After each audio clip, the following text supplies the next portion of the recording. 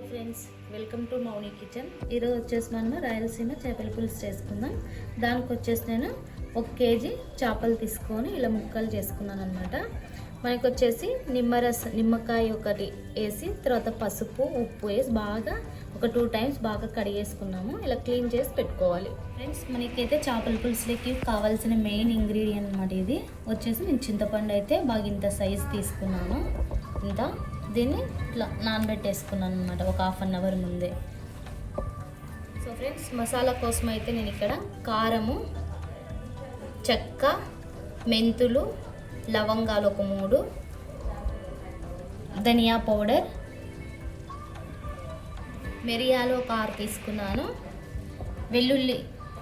So friends, మిరియాలు అయితే ఒక 6 తీసుకున్నాను, ఆనియన్ ఒకటి చిన్నది, కొబ్బరి చిన్న ముక్కలుగా చేసి పెట్టేసుకున్నాను, కొత్తిమీర కొంచెము, ఒక చిన్న టమాటో, అల్లం, వెల్లుల్లి, పసుపు 1 స్పూన్, రుచికి సరిపడా సాల్ట్. సో ఫ్రెండ్స్, ఇప్పుడు ఇవన్నీ మసాలా దినుసులన్నీ చూపించాను కదా, ఇవన్నీ మిక్సీ గిన్నె తీసుకొని మిక్సీ గిన్నెలో వేసేసుకొని మిక్సీ పెట్టేసుకుందాం మెత్తగా.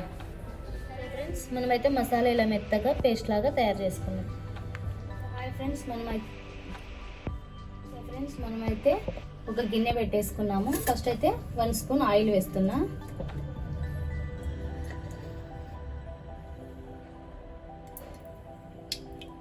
వన్ స్పూన్ వేసాను. ఇప్పుడు వచ్చేసి మెంతులు వేసుకుందాం.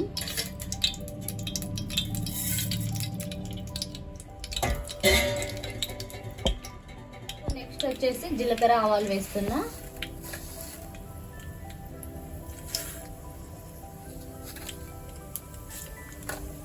కరివేపాకును ఎండుమిరపకాయ ఒకటి వేస్తున్నాం. మనకైతే పోపు అయితే బాగా వేగుతుంది అనమాట. ఇప్పుడు వచ్చేసి మనము మసాలా అడిగి పెట్టుకున్నాం కదా, మసాలా వేసుకున్నాం. మసాలా అనేది పచ్చివాసన పోయే వరకు బాగా ఫ్రై చేసుకోవాలి.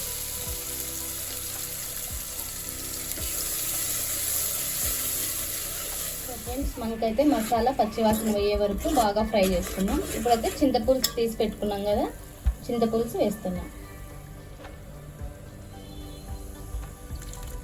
సేమ్ ఇది కూడా ఒక 5 మినిట్స్ బాగా ఉడకాలన్నమాట.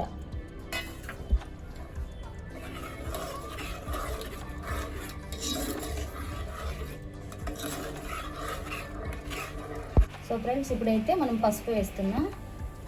1 స్పూన్ వేసాను. సాల్ట్ వచ్చేసి తగినంత సాల్ట్ వేసుకోండి, మీకు రుచికి సరిపడ.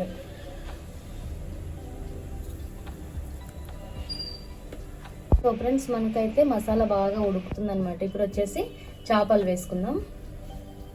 ఇలా బాగా ఉడికేటప్పుడే చేపలు వేసుకోవాలి.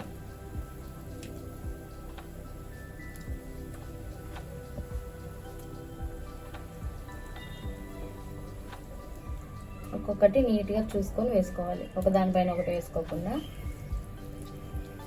అందుకే చేసుకునేటప్పుడే గిన్నె రొంత వెడల్పుగా ఉన్న గిన్నె తీసుకోవాలి చేపలకైతే. ఫ్రెండ్స్, మనమైతే చేపలన్నీ వేసుకున్నాం కదా నీట్గా. మనమైతే గంటె పెట్టి అలా తిప్పకూడదు అనమాట. అలా పట్టుకొని గిన్నెతో అలా జస్ట్ అలా అనాలన్నమాట. ఇలా ఒకసారి అలా అనేసి మూత పెట్టేసుకోవాలి. ఒక 5 మినిట్స్ 10 మినిట్స్ వరకు మూత అస్సలు తీయకండి. ఒకవేళ మధ్యలో తీసామనుకో చేప ముక్క అనేది విరిగిపోతుంది అనమాట. ఇప్పుడు వచ్చేసి నేను మూత పెట్టేస్తున్నా. ఒక 10 మినిట్స్ వరకు స్లో ఫ్లేమ్లోనే 10 మినిట్స్ ఉడికించుకుందాం. మూత అయితే అస్సలు తీయకండి. ఫ్రెండ్స్, మనకి రాయలసీమ చేపల పులుసు అయితే రెడీ అయిపోయింది. చూడండి ఎంత బాగా వచ్చిందో. ముక్క కూడా పర్ఫెక్ట్ ఉడికిందనమాట మంచిగా. మనకి ఒకవేళ ఎక్కువ గ్రేవీ తినే వాళ్ళంటే ఇంకొంచెం కూడా ఎక్కువ వేసుకోవచ్చు అనమాట. వాటర్ కొద్దిగా యాడ్ చేసుకుని వేసుకోవచ్చు. మాకైతే సరిపోతుంది కాబట్టి నేను అలా చేసుకున్నాను. చూడండి.